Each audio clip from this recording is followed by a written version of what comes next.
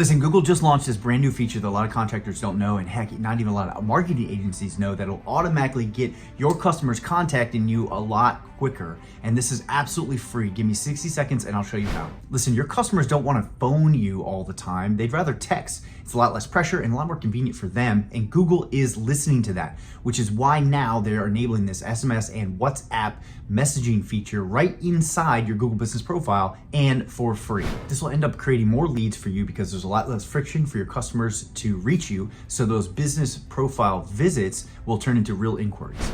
Second, this will boost your local SEO because Google favors businesses that engage with their customers. And last, this gives a much better customer experience because it allows you the chance to reply quicker to be able to book more jobs. Now let me show you how to set it up. It's super fast to do. All right, this is super fast to do this. So go to your Google Business profile, go to edit your business information. You can either scroll down or just at the top menu, click contact, and then you'll see chat right here.